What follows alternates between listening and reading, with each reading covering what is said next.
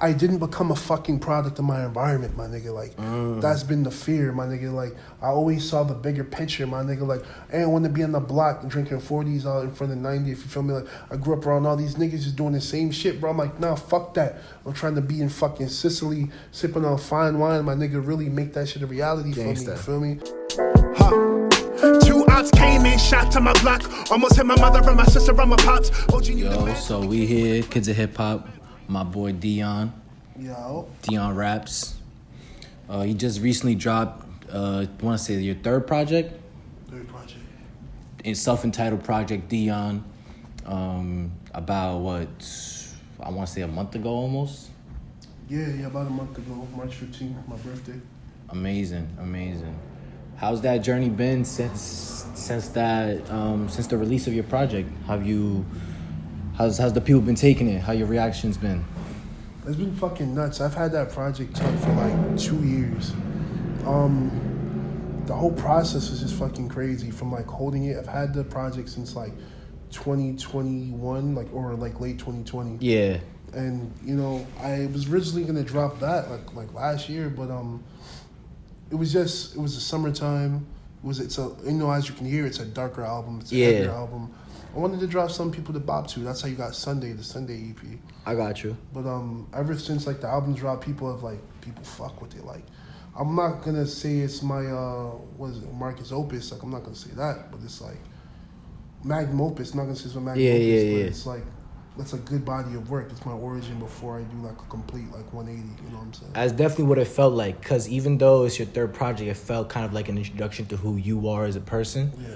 Why'd you decide to go that route? Because with the Garden was it wasn't a desperate attempt, but it was a timed attempt. It was like, I've been waiting to do this project for years, and like, COVID hit and it scared the fuck out of me, and it's like, I either get this done now or never. So I got all my niggas with me in the studio, and we made the Garden. The Garden is like, that's my place of, love and peace and my heaven on earth, you feel me? Like, that's the Garden for me. So that project came to be, and then I did Sunday. And so, it's a happier album. These are happier tones, you feel me? But me personally, I feel like any nigga that has this type of optimism or graciousness or just, this light, you know what I'm saying? When you walk around with that light, it's because you've been through some shit. Niggas know college Deon, Europe Deon, meeting everybody in the world Deon, fancy, bougie ass, whatever the fuck, you know what I'm saying? But that's not the whole story, you feel me? Like, I came from some shit. And that's what Deon is. Like, everything I talk about on Deon, I've been through. I've witnessed it, been through it, experienced it. Like, these are real stories from growing up in Queens. Yeah. So, like, now would you say the chapter you're in is, like, music Deon? The chapter I am is just, I wouldn't even say music Deon. It's just me. Just, like, I make what I want, when the fuck I want, do what I want. Like, my vision, whatever vision I have, I'm going to do that shit, you feel me? I got you. That's the unapologetic Deon, I would call it, you feel me? I got you. When you were making Gardens, why did you think it had to be now or never? Because I was just fucking waiting. Niggas was stagnant. I was in this bum-ass, toxic-ass relationship. I felt held back. I felt like I wasn't going for what I needed to. I felt like fear was playing a big part in me not pursuing it. Because I'm getting older, my nigga. The clock is ticking. Like, I'm 25. I dropped it when I was 23. Mind you, that's not like a crazy age. Of course. But like, I felt like I had the timer on me, you feel me? It's like, it's now or never, bro. You don't want to be fucking 40 years old trying to make it in rap. You're not Griselda, my nigga. So it's like, what you got going for you? You never whip work, my nigga. It's like, what do you really have going, like, in terms of rap? Like, make some jazz, motherfucker. So, you know what I'm saying? But I want to, gotta mature with it at that point. You know what I'm saying? It's like, facts. And this is a cover by John Coltrane. Like, fuck out of here. I want to rap. It's a young man's sport. You feel me? And like, you just gotta take that leap of faith with the Garden. That's what I was like, it's now or never. It's like, either gonna sit here and overthink this shit for another 5 years, my nigga, or you don't put that work in. And plus, the fear of me dying during COVID, I needed to leave my legacy. It was like, if I die during COVID and I have nothing to show for it or bodies of work to leave behind, I'm gonna be sick to my fucking stomach in the afterlife. Do you feel like COVID had a big effect on you from a perspective of, like, an existential perspective? Fuck yeah, bro. It showed me how fickle everything really is. It showed me how, like, God could give you what you need today and take that shit away 2 seconds later, you feel me? That's what COVID really did for me. It taught me to appreciate more, taught me to love harder, but it taught me to tolerate a lot less fuck shit.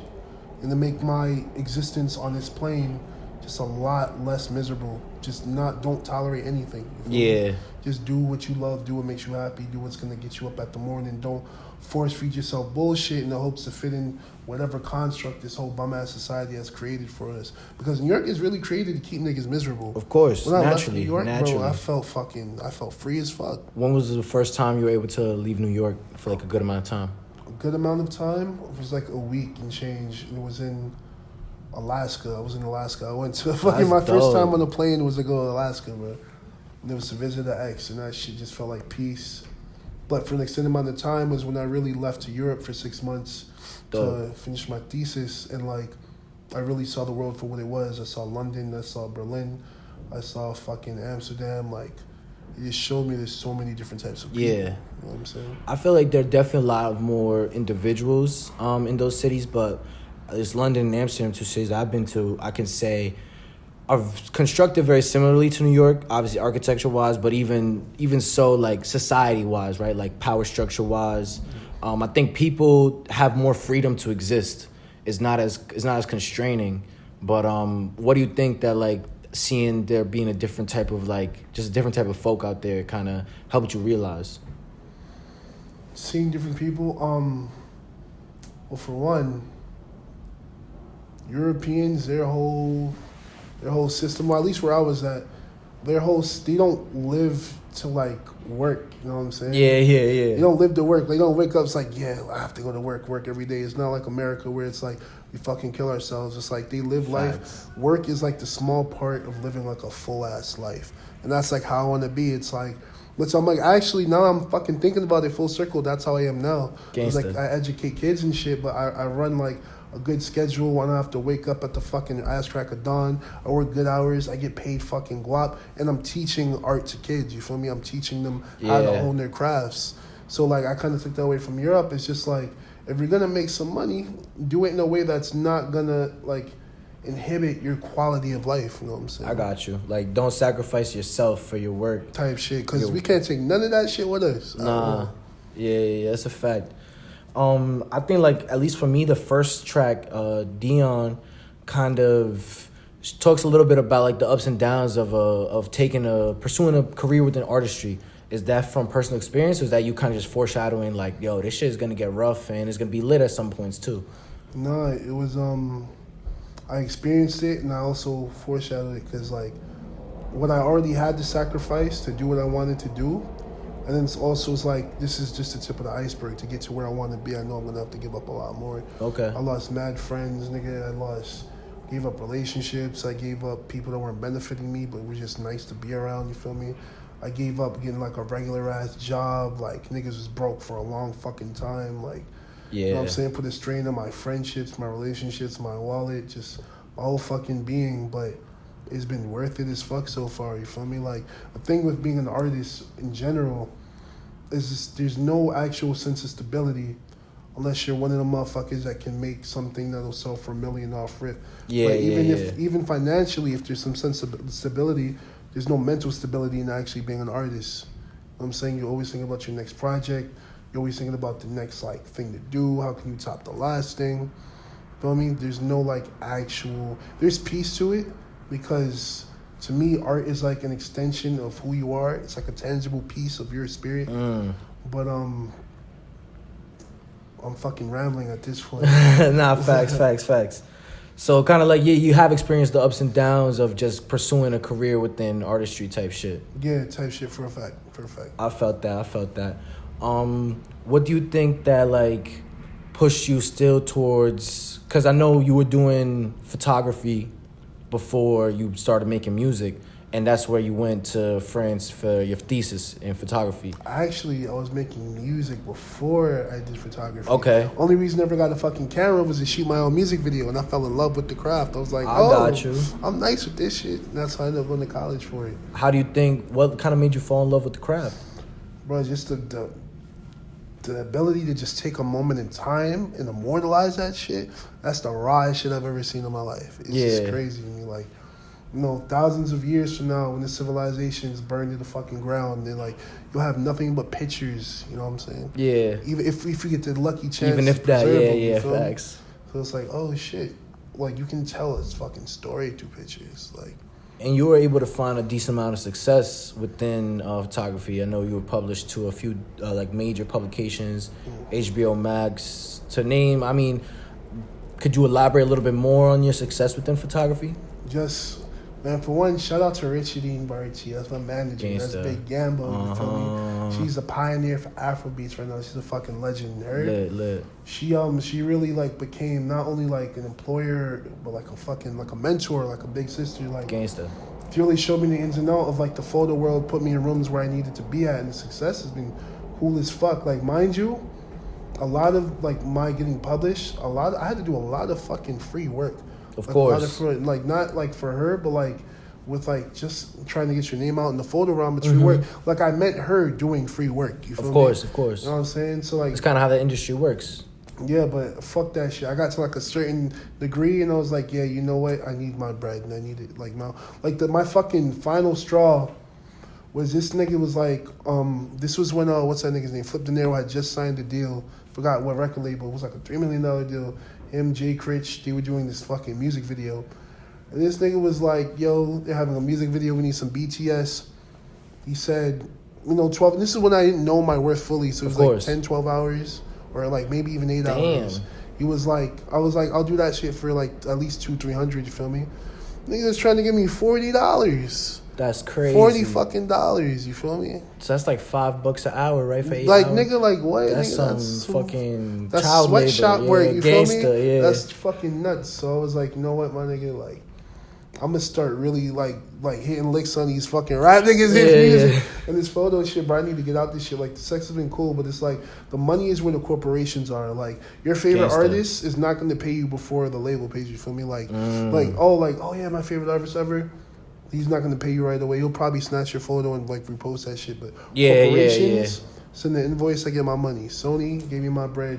Columbia gave my I get my bread immediately. How'd you get in tune with those labels to like get yourself more established, like at least financially within the photography game? So Yams I think had made the first intro. She had like took me to Epic Records and shoot like an interview, but then who did? like Yams, my manager. Oh, gangsta. Yeah. So that kind of put me in the doors for people to be familiar with my face. And I'm posting up, and like the work I'm doing under her, I'm getting noticed by a lot of other people. So it was this time. One time, one of my homies sent me this recommendation. One of my homies, Justin, he shoots too. Okay. And shout out Justin. Shout out Justin. And there's this artist named Son 30K, T Son 30K, that signed to Columbia, and he needed some behind the scenes photos. And I meet his manager, Logan. Not nice. Shout out to Logan. They doing it real fucking. They going up crazy. I go into the room, and you know when you first meet niggas, you're a little hesitant. You feel me? Of course, naturally. Talk into the room, and then niggas like, yo, you're Deon, right? We already know who the fuck you are. I'm like, how? Nigga, I ain't never stepped foot in Columbia Records in my life. And he was like, yo, we have you on like a list. What they do is they keep like a list of like talented photographers that they see that they might want to employ or reach out to. And so in that instant, like the room like lighted, like it lightens. You feel me? Like everyone was like mad welcoming. And it's like once you do a bunch of work and your name like holds that type of weight, you realize, okay, I'm doing something right. You feel me? Okay. Maybe the money might not come immediately, but the right people know who you are. You feel me? Because you may not get paid for this shoot. You may not get paid like $300-500, but the next shoot you get gonna be 5 racks just based off of the work that you did for free. And that's been like a lot of the pattern. I do free work and I get mad clientele. I got you. And so even though you were able to find good success there, you were saying kind of like you still felt like fear was holding you back towards pursuing your real passion, which I guess was music. Yeah. Why do you think that was the case? I think as I got like a bit older and college started like closing in, I think that it was no longer fear but just time. Like time played a factor. Like being in college, well, you're burnt out all the fucking time. Naturally, bro. yeah. So it's like music just didn't seem realistic to me. Like I was making so much money off of doing photography and getting so much like consistent work. I was like, man, like this music shit is whatever. But then I realized like photography is always gonna be here. I can always get back behind the camera and make some work. But this music shit is a very little window. I'd rather just take my chance and say, hey, at least I fucking tried. You know what I'm saying? What's like your ultimate goal within music?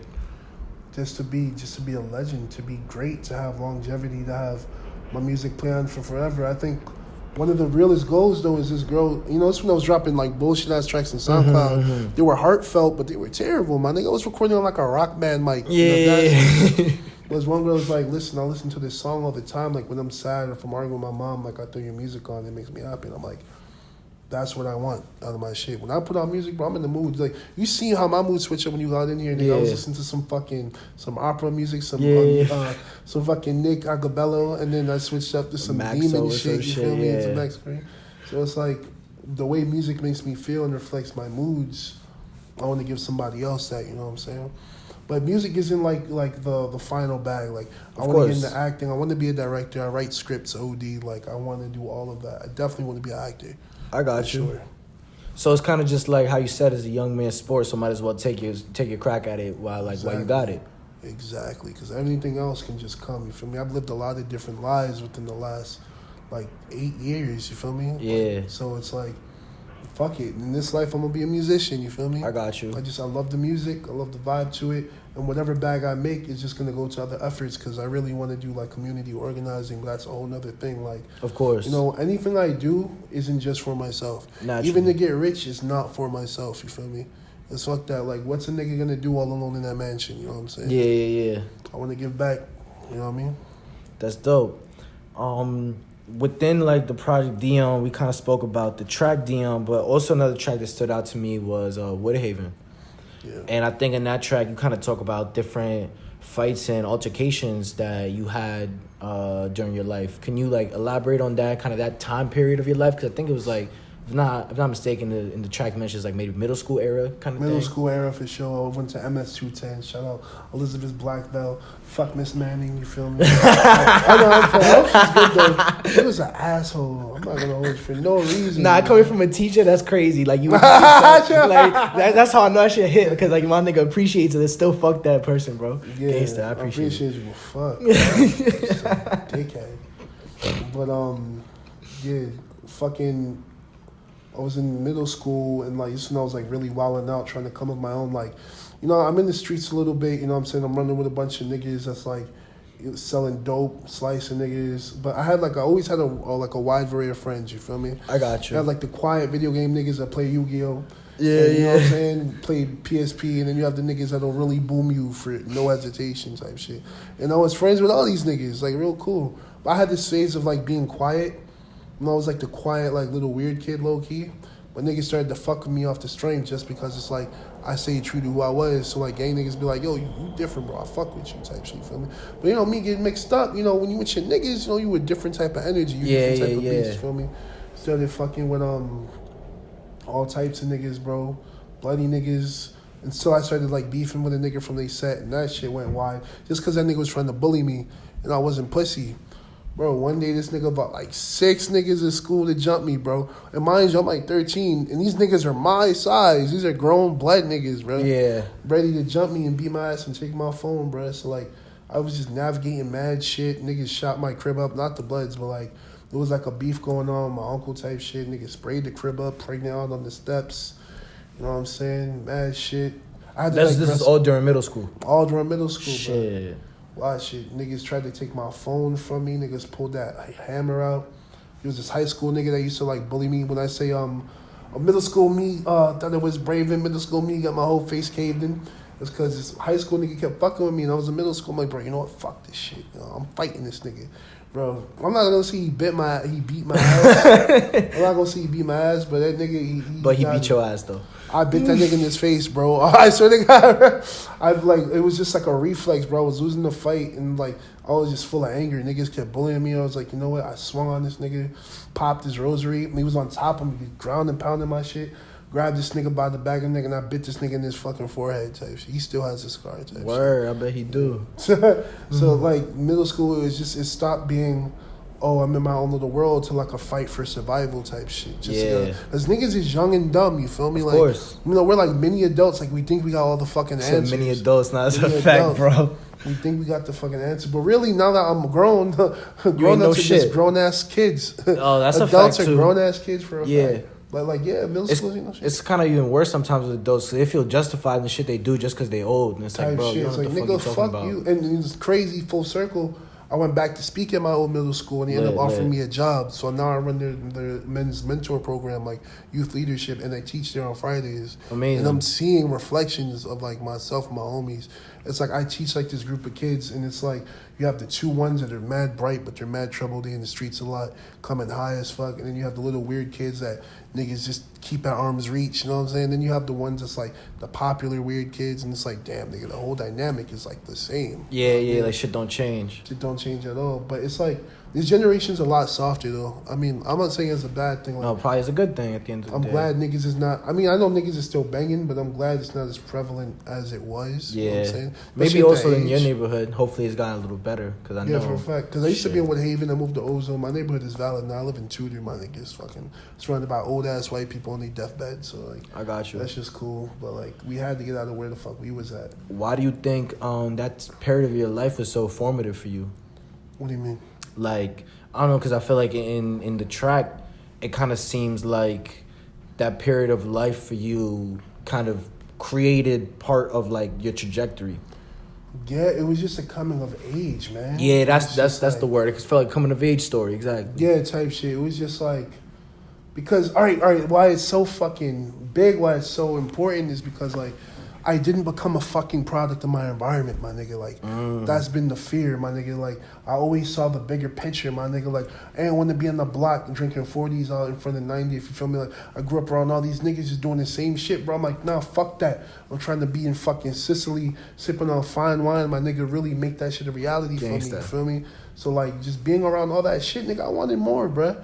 Ain't nothing come out of the block. Ain't nothing come out of running with these same little bum ass niggas, watching fights or being mixy. You feel me? And I felt that as a youngin'. I've always been told I have an old soul. Because as a youngin', bro, a lot of shit just didn't appeal to me no more. Niggas think being mixy is fun, being in the streets is fun, fighting is fun. I mean, yeah, nigga, it's like minded, like entertainment, but it's like Yeah. when that's your lifestyle, bro, that shit is not good for the soul. You feel me? Shit is just negativity. Ultimately. Not fuck with negativity. You know what I'm saying? I got you. And I feel like you have a lot of good features, AM radio. That's my dog. There's a few other. I remember there's like a track. It's like WGM. I want to say W. Yeah, where'd you go? Where'd you go? Yeah. That's Sammy Sunflower. That's some How'd you meet the people like on your team / that you work with? just love organic. We started as friends first, so like I'm just really now having a solid team, which is like really it started off as a duo. Me and my nigga Adam Hahn, shout out my nigga Adam. He's really like a big like critical reason of why I rap now because you know we used to just like smoke in high school. You know we was cool, you know, cordial homies. You know what I'm saying, but we wasn't like fucking butt buddies. And then So now you are butt buddies. Yeah. No, that's really my brother, for real, for real. Hit me up one day, he had this new Canon camera. It was like, bro, I know you rap. You know, let me do one of your songs. And me and Haku, it's also my brother. That's who I started doing music with. We had just finished recording some shit in the attic. We had like this attic studio. One beam of sunlight. That's how you got Gold Flow. Yeah. So like Gold Flow, we recorded that shit. Niggas was hot, niggas was tired. And Adam hit me up while I was in college. So when I got back off that semester, I was like, yeah, nigga, let's shoot the video. And then, bro, like, the fucking reception of that shit just, like, took off. And I was like, yo. So me and Adam just had this, like, relationship where we would just, like, very, like, feed off of each other, but in the best way possible. Just inspire each other. You know, it was cool as fuck. And we just kept helping each other, like, the visuals with the music. We just reformed, like, Voltron and then Haku. You know, every individual, every leader has to have his own path, but niggas really came through at the end. My nigga Lori that does like my art and he helps me with my merch and shit. Lord NMF, he's a great fucking artist for the underground. Like you know that chain that West Side Gun has where he's Jesus Christ? Yeah. My homie did that design type shit. Oh, that's fire. My That's God fire. is an awesome God. And that was like the kickoff for him really type shit. So but we've always been like close since the dorms, you know what I'm saying? I've just always been blessed to have like good friends around me that ended up being like-minded in terms of business. Yeah. So that's how the team just came together organically. Everyone got their chips in a row, and then I got my chips in a row. And it's like, nigga, let's put all our chips on the table and just go hard. You know what I'm saying? Make a fuck a wave, fuck a splash, nigga. It's a tsunami, you feel me? Yeah. Nah, that's a vibe. That's a vibe. Another song that kind of stood out to me was Mamba. I feel like it kind of represented like a change of mentality, or at least like a development of one. How did that come to be? Oh man, bro, I was in a fucking space, bro. For one, I had like this it was funny. I was with this shorty, and she was in my bed, right?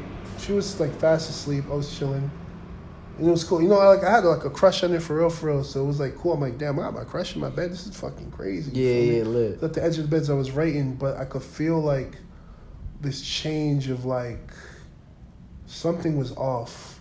So I'm at the edge of the bed. I found the beat, and like in general, in that time, I'm in this transitional period of really leaving people behind and coming into my own. And she kind of like, you know, she didn't play me per se, but shit just didn't end or go the way I wanted to. And Mamba just kind of made me, you know, I kind of came out of this spot of being the one that's always there for people, and just really started being selfish from that energy. You know what I'm saying? I was a lover boy, got my heart broke. Now, wherever it's at in the cold, I'm in the garden where flowers are wilting. There's decaying buildings. When I say, like, when I'm in the garden, like, you see the garden, I'm a go-lucky ass nigga. But now, like, this is the other side. This is the duality to who I am. This is like the nigga that can be selfish when they need to be selfish. That will talk my shit when they need to talk my shit. That's what Deon is, you feel me? Like, that's Mamba, you know what I'm saying? Like, if you come too close, nigga, I'm a bite. I'm a strike quick, you feel me? Yeah. And plus, I called it Mamba because I was turning 24. I wanted to drop the song on my birthday, you know, rest in peace, Kobe, you feel me? Like, Facts. Kobe, I'm not like a crazy basketball head, but a nigga across the world that don't speak no English can tell you who Kobe Bryant is. That's a fact. And the fact that although he does a physical sport, he's known a lot for his philosophy. Type shit. Like, that's crazy to like transcend the realm of sports in be that way. Fucking Malcolm X, you know what I'm saying? Yeah. And not to compare him, but just in a way that people take their word as Bible, you know what I'm saying? So like that in self impressed me. So like, yeah, nigga, I keep that Mamba mental. Because if I fall today, I'm gonna get right back up and just keep going. So that's why I gotta go.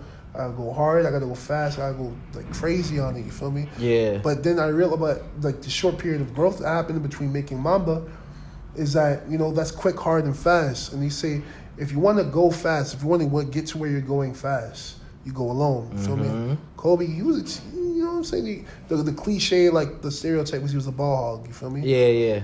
If you want to go fast, you go alone. If you want to go far, you get a team with you, bring Go people together, with you, feel me? yeah.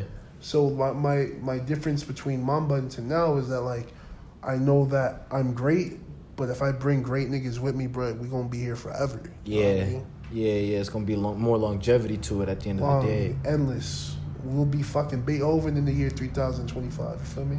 You speak on like astrology and just general spirituality on the tape. What does that kind of mean to you? And yeah, just like talk a little bit about like how that influences who you think you are and like how your outlook on life.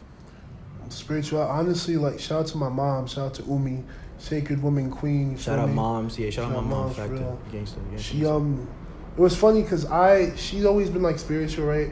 But I started fucking with yoga and meditation, getting into chakras, and you know I put her on the game, and she took it, but really grew into it. Like she ran with it. Literally took it across the states. You feel me? Like really found herself and like became like my spirit guide. You feel me? Like my spiritual savior type shit. That's beautiful. Like it doesn't tell me who I think I am. It allows me to know who I am, you feel me? And know myself and know my surroundings and why I act this way, why I act a certain way, why I feel this way, why certain things are attracted to me. It's like a guidebook, you feel me?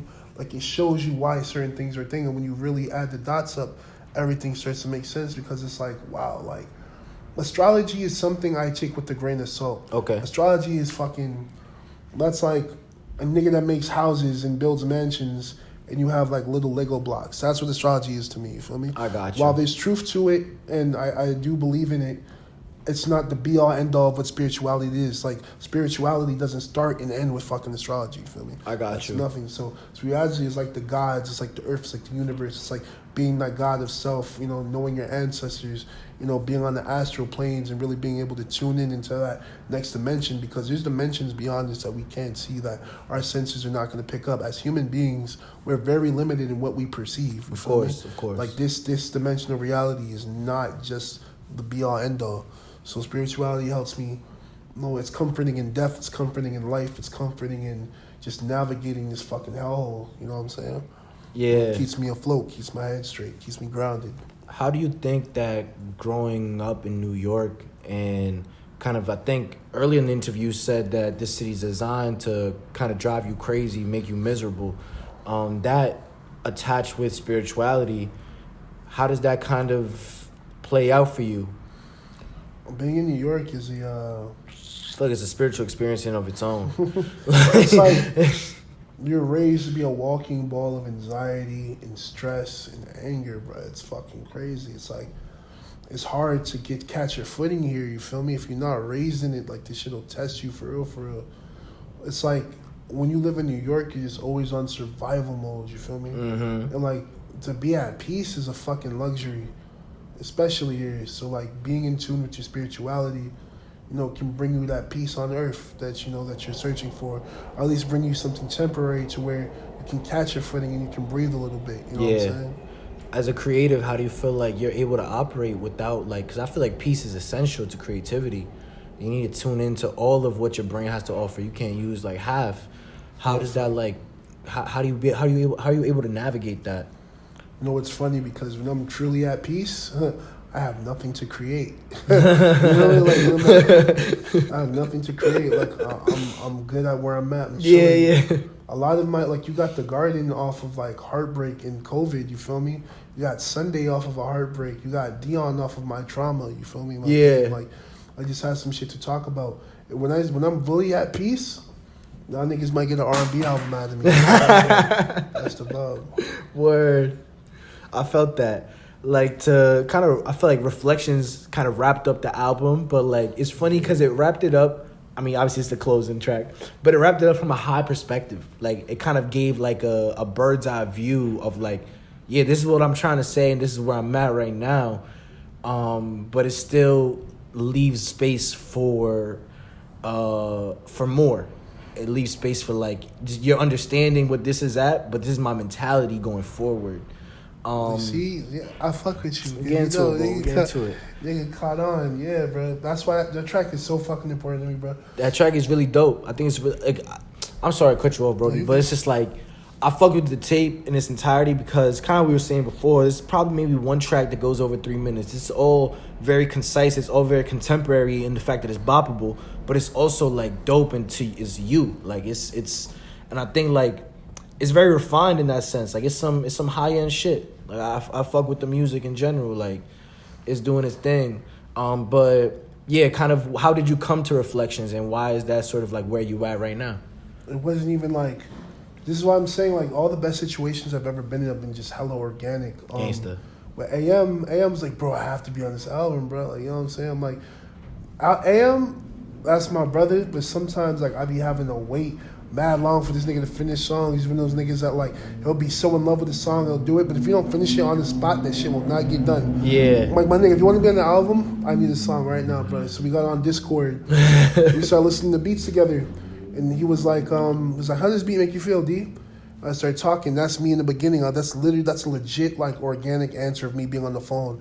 I'm telling him how this song makes me feel. I'm like, you know, this song makes me feel, bro. That's why, you know, it's not scripted. I'm not pacing myself. Wait, you talking about, like, the beginning when it's like, oh, we on this journey of life of trying to be righteous. Yeah, being righteous. That's That literally me doesn't just sound talking. like, that's crazy. I'm just talking on I the don't know phone. why that don't sound like you. Type shit. Yeah. Alright, that's cool. My nose is probably mad stuffy that day. I feel like you got that's the first thing I realized when, like, you sent me that voice note, like, yo, my man's got a great rap voice. Like, obviously I heard it in the song, so I'm like, I wonder what his voice sound like. Now you got a great rap voice for sure. I appreciate that. Nah, facts. Man, he was like, nigga, you don't hate me. I'm like, why? Nigga played it back. The whole time I was on the phone talking, he was recording me saying that shit. I'm like, yeah, nigga, like, this is it. You know what I'm saying? This nigga, his method of, actually, I'm not even gonna give away his process of recording, but we'll get an interview with him one day. Yeah, type shit. His Facts. recording process is crazy. So, like, he came up with that hook on the spot. You feel me? I'm just vibing to it, and, like, it felt like a song that was, like, after the climax, the wind down, like, was, like you said, the bird's eye view, because the last few words is like, and all that's in my way, temporary sensations teasing me all day. It's like, you know, trying to get to where you need to be, but all these fucking obstacles are in your way. The temptations of the streets, the temptations of the women, you know, the money, the fast money, to just that lifestyle. Yeah. But, like, always in search of is peace. And so that's why that last song is like, you know, it's a fucking experience. Like you said, it's boppable. It's a fucking show. But once you get to that end, it's like a spiritual orgasm. It's like, God damn, nigga. Like, that was an experience. You feel me? That was my goal for Reflections, and it just came naturally. Nah, yo, I appreciate your time, my boy. Of course. You already? Yo, we gonna get to it some other point, but yo, if there's anything you want to promote to the people, anybody you want to give a shout out to, now's your time. Shit. Deon just dropped March 15th, my latest album. You know, shout out Kids of Hip Hop. Thank you for having me. This shit was fire. You feel me? Shout out Adam Hahn. Shout out Laura. Shout out the team. You know, I do this shit for Queens, King of Queens. You know what I mean? Yo, May, could you pass me the CD out your bag? Actually, I bought you a CD. You feel me? Oh, I appreciate you. Yeah, of course, man. Hey, it's lit. It's like reverse Nardwuar in here. Let's see. Yo, it's lit. Nah, bro, I've been fucked with I mean, your visuals has got to be on top, you know, photography. Shout out my nigga Low Pick for shooting that. This is a dope pick. This is fire. I appreciate you, Brody. Thank you, bro. Appreciate you. Yeah.